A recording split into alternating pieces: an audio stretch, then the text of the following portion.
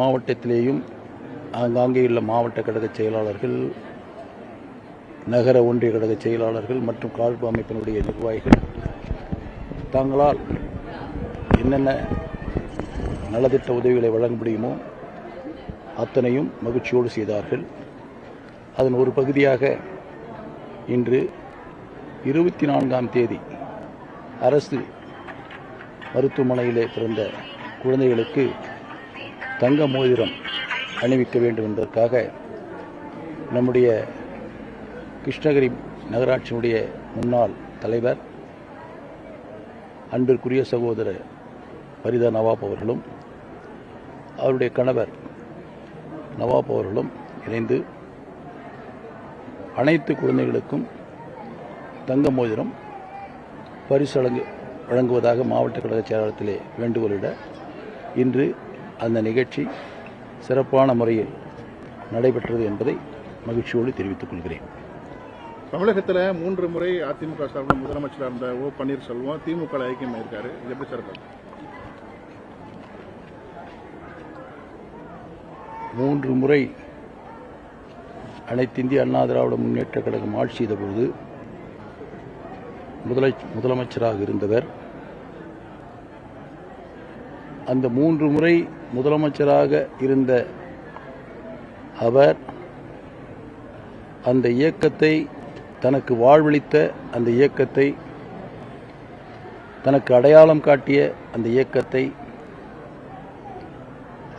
தன்னை ஒரு மனிதனாக உருவாக்கிய அந்த இயக்கத்தின் தலைவரான புரட்சித் தலைவி அம்மா அவர்களை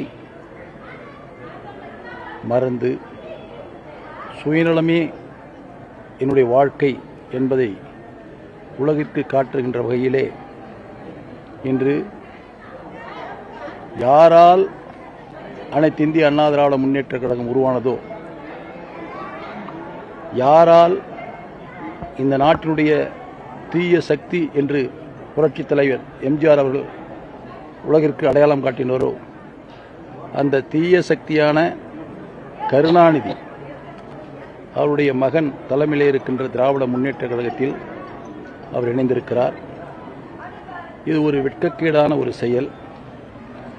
அவரை ஒரு மனிதராக பார்ப்பதற்கே மிகவும் வெட்கமாக இருக்கிறது என்பதை நான் தெரிவித்துக் கொள்ள கடமைப்பட்டிருக்கிறேன். அவர் பேட்டி கொடுக்கும்போது கடந்த கால கசப்பான நினைவுகளை மறந்து அடி கொடுக்கத்தான் இணைந்திருக்கிறேன் அப்படின்னு சொல்றாரு. கடந்த கால 3 முறை முதலமைச்சராக இருந்தது கசப்பான நினைவா? 3 முறை முதலமைச்சராக இருந்தது கசப்பான நினைவா? நாட்டு மக்களிடத்திலே புரட்சித் தலைவி அம்மா அவர்கள் அவரிடத்திலே அந்த பதவியை ஒப்படைக்கின்ற பொழுது அது கசப்பான நினைவா? நான் கேட்கிறேன். சுயநலத்தின் மொத்த உருவம் திரு ஓ பன்னீர்செல்வம் என்பதை தெரிவித்துக் கொள்கிறேன். குறிப்பாக அதிமுகவில் அவர் இணையன்னு பலமுறை முயற்சி பண்ணாரு. ஆனால் நீங்கள் சேர்த்தாத காரணமாக இப்போ அவர் தாய் கழகத்தில் போய் சேர்ந்துட்டுன்ற மாதிரி பேசுகிறாங்க. இப்போ அதிமுக சேர்த்தாத பட்சத்தில் அவர் திமுகவுக்கு போனதை நீங்கள் எப்படி பார்க்குறீங்க? பொதுவாக ஒரு கட்சியில் கட்சியை விட்டு வெளியேற்றுகின்ற நபர்கள் தன் தவற்றை உணர்ந்து கழகத்தினுடைய பொதுச் செயலாளர் அவர்களுக்கு மன்னிப்பு கடிதம் கொடுத்து என்னை கட்சியில் இணைத்துக் கொள்ள வேண்டும் என்று கேட்க வேண்டும். அதுதான் அனைத்து இந்திய அண்ணா திராவிட முன்னேற்ற கழகத்தினுடைய நடைமுறை. அதோடு இவர் இந்த கட்சியை களங்கப்படுத்துகின்ற வகையிலே புரட்சித் தலைவர் எம்ஜிஆர் அமர்ந்து இந்த கட்சியை வழிநடத்த தலைமைக் கழகம், புரட்சித் தலைவி அம்மா அமர்ந்து 1.5 கோடி தொண்டர்களை உருவாக்கிய அந்த தலைமைக் கழகம், அந்த தலைமைக் கழகத்தையே தன் காலால் உதைக்கிறார். புரட்சித் தலைவி அம்மா உட்கார்ந்த அந்த அறையில் இருக்கின்ற அவர் இருக்கையை உடைத்து தள்ளுகிறார். இவ்வளவு கீழ்த்தரமான சென்ற ஒரு மனிதரை பொதுக்குழுவில் அனைத்து பொதுக்குழு உறுப்பினர்களும் இது போன்ற ஒரு மனிதர் நம் இயக்கத்தில் இருக்கக்கூடாது என்று தீர்மானத்தை நிறைவேற்றுகிறார்கள். அவர்கள் தீர்மானத்தை முன்மொழிகிறார்கள். அந்த தீர்மானத்தை தலைமையில் இருக்கின்ற தலைவர்கள் ஏற்றுக்கொண்டு தீர்மானத்தை நிறைவேற்றுகிறார்கள். அப்படி தீர்மானத்தை நிறைவேற்றி கட்சியிலிருந்து வெளியேற்றப்பட்டவர் திரு பன்னீர்செல்வம் அவர்கள். அப்படி இருக்கின்ற பொழுது கட்சியிலிருந்து வெளியேற்றப்பட்டவர் மீண்டும் கட்சியில் சேர்ந்து கொள்ள வேண்டும் என்று சொன்னால் அவர் என்ன செய்திருக்க வேண்டும்? தனிப்பட்ட முறையில் கடிதம் கொடுத்திருக்க வேண்டும். நான் செய்தது தவறு, என் தவற்றை உணர்ந்து கொண்டேன், இனி இதுபோல் தவறு செய்ய மாட்டேன், தயவு செய்து மீண்டும் என்னை கட்சியில் இணைத்துக் கொள்ள வேண்டுகிறேன் என்று பொதுச் செயலாளருக்கு அவர் மன்னிப்பு கடிதம் சேர வேண்டும் என்ற கடிதம் கொடுத்திருக்க வேண்டும். அவர் இதுவரையில் கொடுக்கவில்லையே. இணைப்பு என்று எப்படி சொல்ல முடியும்? ஒரு கட்சியிலிருந்து வெளியேற்றப்பட்ட ஒரு நபர் இணைப்பு என்று சொல்லிக்கொண்டு கட்சி தொண்டர்களையும் ஏமாற்றினார், மக்களையும் ஏமாற்றினார். ஏன் அவரையே ஏமாற்றிக் கொண்டிருக்கிறார் இருந்தார். தென் மாவட்டத்தில் குறிப்பா தென் மாவட்டத்தை குறிவைத்து அழிக்க நினைக்கிறாரு எடப்பாடி பழனிசாமி. கட்சியில் யாரையும் தொண்டர்களை அரவணைச்சு போகல, அரவணைப்பே அதிமுக இல்லை, தென் மாவட்டங்களில் எந்த ஒரு தலைவரும் உருவாகக்கூடாதுன்னு சொல்லி எடப்பாடி பழனிசாமி நினைக்கிறான்னு சொல்லி பகிரங்கமாக குற்றம் சாட்டுறாரு. அனைத்து இந்திய அண்ணா திராவிட முன்னேற்ற கழகம் என்பது ஒரு ஜனநாயக முறையில் இயங்கக்கூடிய இயக்கம்.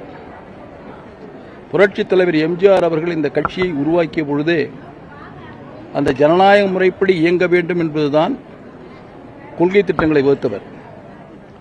தனி நபருக்கு இந்த இயக்கம் சொந்தமல்ல, உருவாக்கிய புரட்சி தலைவருக்கே இந்த இயக்கம் சொந்தம் இருக்கக்கூடாது என்பதற்காகத்தான் அந்த கொள்கை வடிவத்தை ஏற்படுத்தினார்கள்.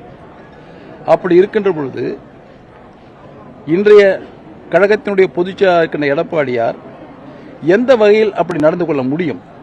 நடந்து கொள்ளவே முடியாது, வாய்ப்பே இல்லை. மாறாக தென் மாவட்டங்களில் பல தலைவர்கள் இருக்கிறார்கள். அண்ணா திராவிட முன்னேற்ற கழகத்தில் பல தலைவர்கள் இருந்தார்கள். மறைந்த பின்பு நிறைய தலைவர்கள் இப்பொழுது தென் மாவட்டத்திலே அனைத்து இந்திய அண்ணா திராவிட முன்னேற்ற கழகத்தில் முன்னணி தலைவராக செயல்பட்டுக் கொண்டிருக்கிறார்கள்.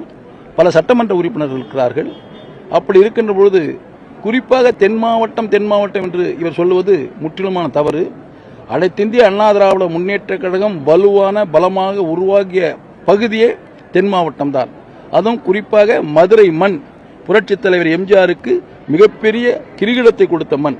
அந்த தென் மாவட்டம் தான் புரட்சித் தலைவரை தலைமையில் வைத்து முதல் முறையாக இந்த இயக்கத்திற்கு பாதுகாப்பு கொடுத்தது. திண்டுக்கல் நடைபெற்ற இடைத்தேர்தல், நாடாளுமன்ற பொது இடைத்தேர்தல், அந்த இடைத்தேர்தலில் தான் அந்த மக்கள், தென் மாவட்டத்தினுடைய ஒரு பகுதி மக்கள் மிகப்பெரிய வாக்களித்து இனி இந்த நாட்டிற்கு நீதான் தலைவன் என்று அங்கீகாரம் கொடுத்தது அந்த தென் மாவட்ட மக்கள். அப்படிப்பட்ட அந்த தென் மாவட்ட மக்கள் எந்த காலத்திலேயும் இந்த இயக்கத்திற்கு உறுதுணையாக தான் இருப்பார்கள் என்பதை நான் தெரிவித்துக் கொள்கிறேன். சர்வாதிகாரி, தற்காலிக பொதுச் செயலாளர் இனி எப்போதும் வெல்ல முடியாது. யார் சொன்னது? ஓபிஎஸ் சர்வாதிகாரி அவரால் ஆசைப்படுகிறார்.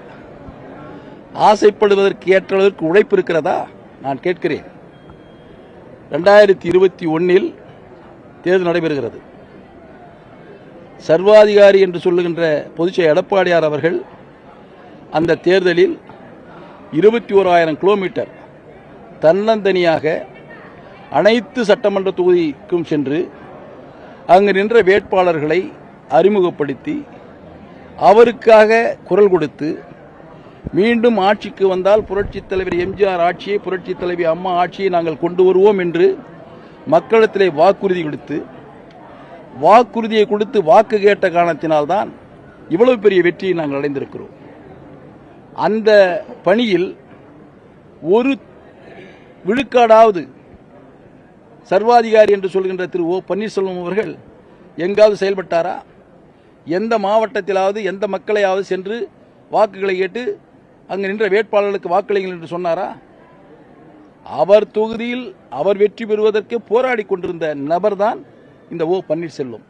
அதனால் அவர் எங்கள் தலைவரை பற்றி சொல்வதற்கு எந்த விதமான தார்மீக உரிமையும் இல்லை, அருகதையும் இல்லை என்பதை தெரிவித்துக் கொள்கிறேன். அதே மாதிரி பொதுக்குழு உறுப்பினர்களே தேர்ந்தெடுக்கலாங்கிற விதியை மாற்றி மாவட்ட செயலாளர்கள் முன்மொழினான்னு சொல்லி விதியை மாற்றி என்னை நிர்பந்தித்தாங்க. ஏன்னா அதே மாதிரி முதலமைச்சர் வேட்பாளராக நான் அவரை அறிவிக்கணும்னு சொல்லி கட்டாயப்படுத்தினாங்க. எல்லாத்துக்குமே நான் அவர் சொன்னார் இவர் சொன்னார்னு சொல்லி தொடர்ந்து அவர் அடுத்தவர்கள் மேலே குற்றச்சாட்டுகளே வைத்துக்கிட்டே இருக்கிறாரு. அதே போல 2 நாட்களுக்கு முன்னாடி சசிகலா அம்மா பேசும்போதும் மேடையில் ஓபிஎஸ் சரி கரெக்டாக தான் இருந்தார், அவரை வழிநடத்தியவர்கள் தவறாக இருந்ததுனால தான் அந்த தர்ம கும்மி நடந்ததுன்னு சொல்லி பேசியிருக்காங்க. இந்த 2 தலைவர்களை பற்றி சொல்றேன். புரட்சித் தலைவி அம்மா மறைவுக்கு பின்பு ஏற்கனவே 2 முறை முதலமைச்சராக இருந்த திரு பன்னீர்செல்வம் அவர்களை முதலமைச்சராக்கினார்கள் அனைத்து சட்டமன்ற உறுப்பினர்களும். அப்படி முதலமைச்சரான பின்பு அவர் பணியாற்றி கொண்டிருந்தார். அப்படி பணியாற்றி கொண்டிருந்தவரை ஏன் அழைத்து இவர் ராஜினாமா வாங்கினார்? அம்மையார் சசிகலா அம்மையார் ஏன் இவரை அழைத்து உட்கார வைத்து ராஜினாமா கடிதத்தை வாங்கி அடுத்ததாக முதலமைச்சராவதற்கு ஏன் இவர் எல்லா அனைத்து செயல்பாடுகளும் இறங்கினார்? புரட்சித் தலைவி அம்மாவைப் போலவே கொண்டை போட்டுக் கொண்டார். புரட்சித் தலைவி அம்மாவைப் போல தன்னை உருவகப்படுத்திக் கொண்டு புரட்சித் தலைவி அம்மாவுடைய காரிலே பவனி வந்தார். ஆனால் தர்மம் விடுமா? தர்மம் வென்றது. ஏனென்று சொன்னால் ஓ பன்னீர்செல்வம் முதலமைச்சராக இருந்ததை கட்டாயப்படுத்தி ராஜினாமா கடிதம் வாங்கிய பின்பு முதலமைச்சராக வேண்டும் என்று முயற்சி செய்த சசிகலா அம்மையாருக்கு நீதிமன்றம் தக்க தீர்ப்பு வழங்கியது. தர்மம் வென்றது. சிறைக்கு சென்றார். இப்பொழுது அவர் மேடையில் பேசிக் கொண்டிருக்கிறார். எவ்வளவு பெரிய அபாண்டமான பொய்யை சொல்லிக் கொண்டிருக்கிறார். எவ்வளவு பெரிய அபாண்டமான பொய்யை சொல்லியிருக்கிறார். அப்பொழுது ஓ பன்னீர்செல்வம் தர்ம யுத்தம் ஆரம்பித்த பொழுது எதற்காக ஆரம்பித்தார்? யாருக்காக ஆரம்பித்தார்? சசிகலாவை எதிர்த்தானே ஆரம்பித்தார். அன்று தெரியவில்லையா சசிகலாவுக்கு? ஒவ்வொரு மேடையிலேயும் புரட்சித் தலைவி அம்மாவுடைய மறைவுக்கு மர்மம் இருக்கிறது, இதற்கு நீதி விசாரணை வேண்டும் என்று யார் சொன்னது? ஓ பன்னீர்செல்வம் தானே சொன்னார். அப்பொழுது நானும் தானே கூட அவரிடத்தில் இருந்தேன். ஒவ்வொரு மேடையிலும் நானும் தானே இருந்தேன். இவர் தானே சொன்னார். சொல்லிவிட்டு இப்பொழுது அந்த அம்மையாரை சேர்க்க வேண்டும் என்பதுதான் அவர் எங்களை விட்டு பிரிகிறார்.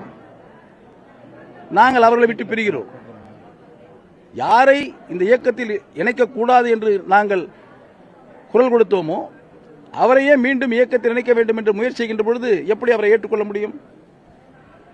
அப்படி என்றால் அந்த தர்ம யுத்தம் என்று யாருக்காக நடத்தினார்? அதனால் இவர் மிகப்பெரிய சுயநலவாதி.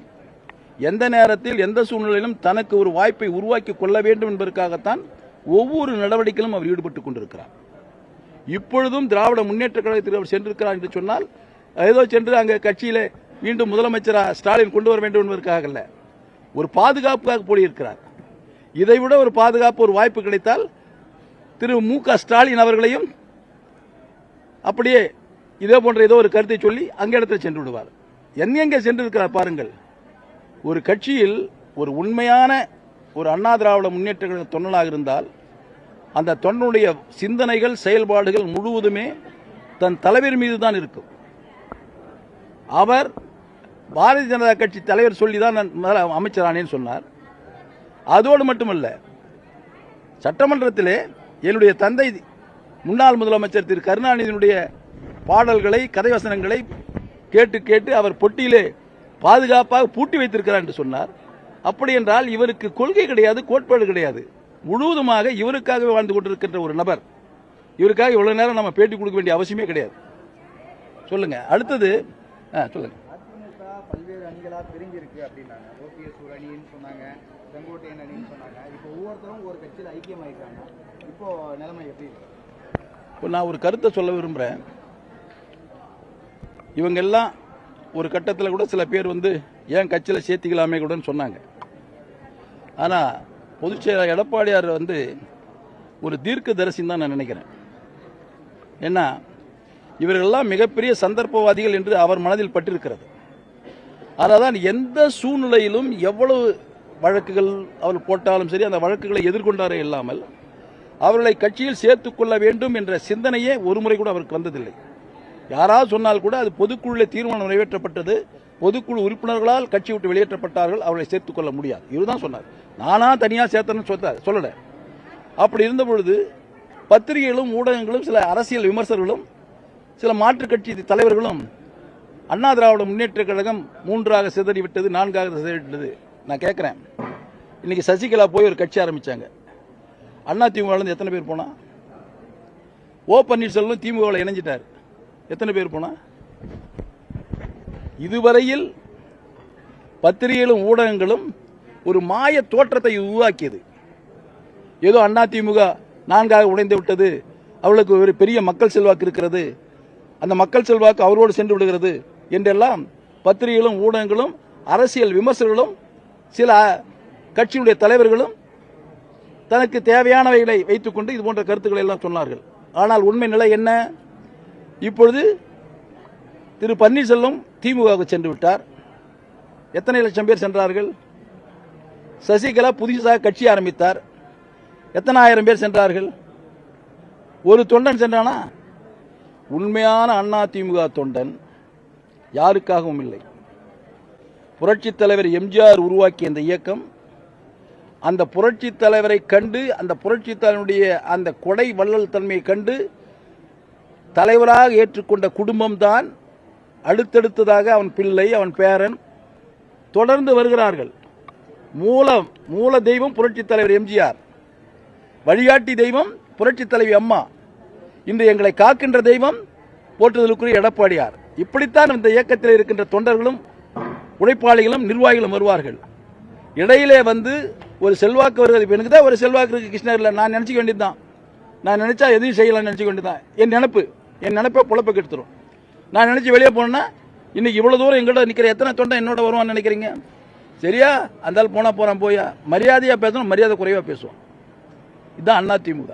மற்ற கட்சிகளுக்கும் அதிமுகவுக்கும் உள்ள ஒரு மிகப்பெரிய வித்தியாசம், இந்த இயக்கத்தில் இருக்கிற தொண்டன் அவரோடு இருந்து இந்த இயக்கத்தை காப்பாற்றுவதற்கும் இந்த இயக்கத்திற்கு பக்கபலமாக இருக்க வேண்டும் என்று வருகின்ற பொழுது அவன் தலைமையில் தூக்கி வைத்து ஆடுவான். அதே தொண்டன் இந்த இயக்கத்திற்கு ஏதாவது ஒரு களங்கம் ஏற்படுத்த வேண்டும் என்று முயற்சி செய்தால் அதே தொண்டன் தூக்கி எறிந்து விடுவான். அப்படி தூக்கி எறியப்பட்டவர் தான் ஓ பன்னீர்செல்வம், சசிகலா போன்றவர்கள் எல்லாம்.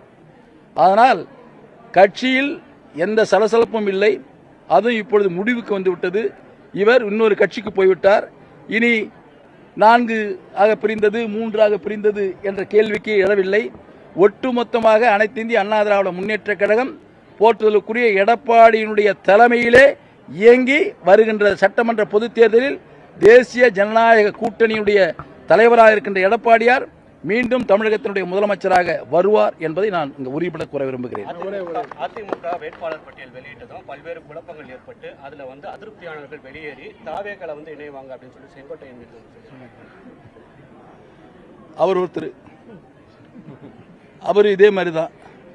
அவர் என்ன சாதாரண ஆள். ஏதோ அன்னைக்கு கட்சிக்கு வந்தனால சட்டமன்ற உறுப்பினர் ஆனார், அமைச்சர் ஆனார், எல்லாம் வந்தார், உலகத்துக்கெல்லாம் தெரிஞ்சார். இன்னைக்கு என்ன அவனுக்கு சிரமம் வந்தது? எதுக்கு போன தாவைக்காவுக்கு? நீ போயிட்டு இங்க இருக்கிற ஆளை பிடிக்கிற. உனக்கு இந்த நாய் பிடிக்கிற வேலையை உங்ககிட்ட ஒப்படைச்சிருக்கிறாங்க. நாய் பிடிக்கிறது தான் ஒருத்தன் ஓடுவான். நாய் பிடிக்கிறது தான் ஓடுவான். அதிமுக தொண்டன் வைரம் பாய்ந்தவன். இது போன்ற சந்தர்ப்பவாத நாய்களிடத்திலெல்லாம் யாரும் வர முடியாது என்பதை தெரிவித்துக் கொள்கிறேன். தமிழகத்தில் இப்போ 4 முனை போட்டி என்பது ஓரளவுக்கு தெளிவாகிடுச்சு. அப்படி இருக்க சூழலில் திமுக நாளுக்கு நாள் சிறிய கட்சிகள் எல்லாம் அழைச்சி அவங்களுடைய வலுவை பெருக்கிறதுக்கான முயற்சி ஈடுபட்டிருக்காங்க. ஆனால் முன்கூட்டியே என்டிஏவோட கூட்டணி அமைச்ச அதிமுக அந்த விஷயத்தில் சற்று தொய்வு ஏற்பட்டிருக்கிறதா பார்க்குறாங்க. குறிப்பாக விஜய் பார்த்தீங்கன்னா ஆட்சியில் பங்கு, அதிகாரத்தில் பங்குன்னு கேட்டார். ஆனால் எந்த கட்சிகளுமே அவருடைய கோரிக்கை ஏற்றி யாரும் போகலை. ஆனால் இப்போ இந்த நெட் ஆஃப் மூவ்மெண்ட்டில் 500 ஓட்டு 1000 ஓட்டு தான் அந்த வெற்றியை முடிவு செய்யக்கூடிய ஒரு சூழலில் திமுக அதுக்கான யூகங்களை கொண்டு சிறிய கட்சிகளை இப்போ குறிப்பாக இந்த ஓபிஎஸ், தேமுதிக இவர்களுக்கெல்லாம் அரவணைச்சு கொண்டு போறாரு. ஆனால் அதிமுக அந்த விஷயத்தில் சற்று மெத்தனமாக இருக்குன்ற மாதிரி சமூக ஊடகங்களில் கருத்துக்கள் போடுறது. அதுதான் இந்த பத்திரிகை ஊடகங்களும் இது மாதிரி ஒரு கருத்தை சொல்லி ஒரு வலுவிழந்தது மாதிரி காட்டி மு.க. ஸ்டாலினுக்கு ஒரு தப்பக்கட்டு கட்டி அவர் ஏதோ ஒரு பெரிய தலைவர்ன்ற மாதிரி சொல்றீங்க. நான் கேட்குறேன், உன் மீது உனக்கு ஒரு தன்னம்பிக்கை இருந்தால், வெற்றி பெறுவேன் என்ற ஒரு உறுதியான நிலைப்பாடு இருந்தால், நாம் 5 ஆண்டு காலம் நல்ல ஆட்சி செய்தோம், மக்கள் நம்ம ஏற்றுக்கொண்டிருக்கிறார் என்ற ஒரு நல்ல திடகார்த்தமான முடிவு இருந்தால், இதை பற்றியெல்லாம் நீங்கள் கவலைப்பட வேண்டிய அவசியமே கிடையாது. நாங்கள் கவலைப்படலையே. இந்த சிறு கட்சின்னு சொல்கிறீங்க இல்லையா, இதையெல்லாம் தாண்டி நாங்கள் ஒவ்வொரு தொகுதியிலும் குறைந்தபட்சம் 10,000 வாக்குகளுக்கு மேல் வித்தியாசத்தில் வெற்றி பெறுவோம் என்ற நம்பிக்கை எங்களுக்கு இருக்கிறது. அதனால இவருக்கு அந்த நம்பிக்கை இழந்து விட்டது. வெற்றி பெறுவதற்குரிய வாய்ப்பே இல்லை. அந்த வெற்றி பெறுவதற்குள்ள வாய்ப்பு இல்லை என்பதை அவருக்கு தெரியும். காவல்துறையின் வாயிலாக அவர் ஒவ்வொன்று என்ன இதுனா இன்னைக்கு பாருங்க, இந்த டிஸ்ட்ரிக்டில் ஒவ்வொரு கிராமத்துக்கு எம்பி அனுப்புகிறாரு, எம்எல்ஏ அனுப்புகிறாரு, அங்கே உட்காந்து பேச வைக்கிறாரு. எதுக்காக இதெல்லாம்? பயம் வந்துடுச்சு. பயம் வந்ததுனால எப்படியாவது நம்ம ஒரு கருத்தை சொல்லி இந்த வாக்காளர் பெருமக்களுடைய மனதை மாற்றலாம்னு முயற்சி பண்ணுறாரு. அதனால தான் மாதம் கொடுக்குற 1000 ரூபாயை 3 மாதம் சேர்ந்து கொடுத்து, அது வேற கோடை காலத்திற்காக ஒரு 2000 ரூபாய் சேர்த்து 5000 ரூபாய் கொடுத்தார். 5000 ரூபாய் கொடுத்த உடனே 28000 ரூபாய் பாக்கி நிற்கிது. அது எப்போ கொடுக்க போகிறீங்க? தேர்தல் முடிஞ்சதுடனே நீங்கள் 1000 ரூபாய் மாதத்துக்கு கொடுக்குன்னு சொன்னீங்கல்ல, 1000 ரூபாய் மாதத்துக்கு கொடுக்க முடியல. 28 மாதம் ஒன்று இருக்குது. அந்த 28 மாதம் யார் எப்போ கொடுக்க போகிறீங்க?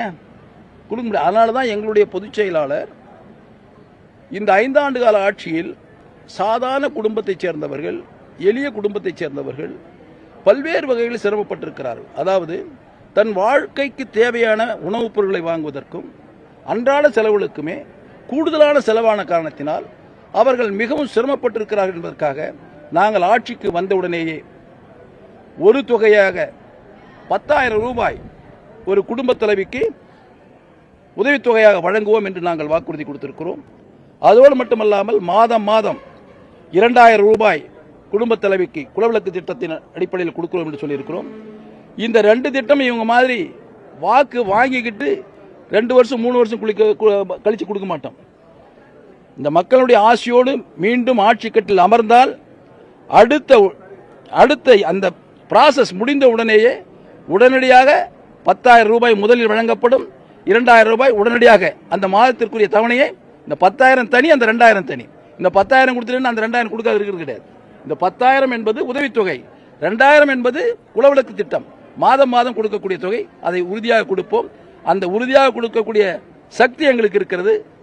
நீங்கள் ஊடகத்தில் கூட கேட்டீர்கள், நிறைய கடன் பெற்றிருக்கிறார்களே, உங்களை எப்படி இதெல்லாம் நீங்கள் சரி செய்ய வேண்டும்? எங்களுக்கு அந்த நிர்வாக திறமை இருக்கிறது. நிதி மேலாண்மையை எப்படி சரி செய்ய வேண்டும் என்று எங்களுக்கு தெரியும். அதோடு நாங்கள் மத்திய அரசோடு இணக்கமாக செயல்படுவோம். இணக்கமாக செயல்பட்ட காரணத்தினால்தான் அந்த 4.5 ஆண்டு காலத்தில் 11 மருத்துவக் கல்லூரி எங்களால் கொண்டு வர முடிந்தது. அதேபோல் மெட்ரோ ரயில் 63,000 கோடி ரூபாய் ஒரே பணிக்கு மத்திய அரசில் 63,000 கோடி ரூபாய் ஒதுக்கி வாங்கிய ஒரு முதலமைச்சர் எங்களுடைய பொதுச்செயலர் எடப்பாடி பழனிசாமி தான் என்பதை தெரிவித்துக் கொள்கிறேன். அதனால் எங்கள் மீது, எங்கள் தலைவர் மீது எங்களுக்கு முழு நம்பிக்கை இருக்கிறது. அந்த திறமை எங்களுக்கு இருக்கிறது. அந்த திறமையை புரட்சித் தலைவர் எம்ஜிஆரும் புரட்சித் தலைவி அம்மா அவர்களும் எங்களுக்கு கற்றுக் கொடுத்திருக்கிறார்கள். நிச்சயமாக நல்ல ஆட்சியை நாங்கள் வழங்குவோம் என்பதை தெரிவித்துக் கொள்கிறேன்.